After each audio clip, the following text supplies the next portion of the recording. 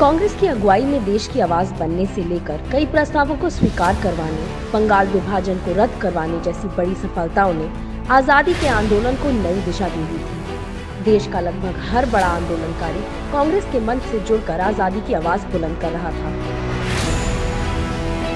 सफलता के इन्हीं मजबूत एवं महत्वपूर्ण कदमों के बीच 1912 का बांकीपुर अधिवेशन संपन्न हुआ।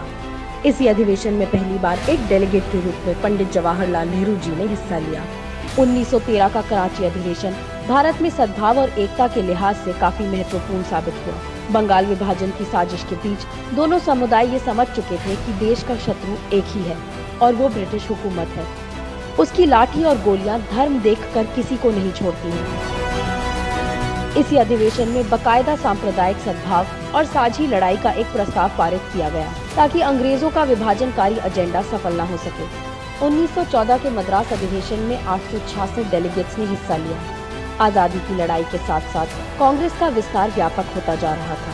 कांग्रेस और देश आजादी की प्रभावशाली लड़ाई लड़ रहे थे। ये जनता और कांग्रेस की ताकत ही थी कि मद्रास के गवर्नर तक को इस अधिवेशन में हिस्सा लेना पड़ा। ये भारतीय जन आंदोलन की मजबूती थी।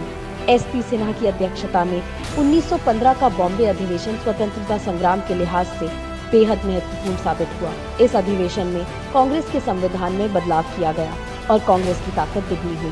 भाग लेने वाले सदस्यों की संख्या बढ़कर 2259 हो गई और इससे आजादी के आंदोलन को गति मिली।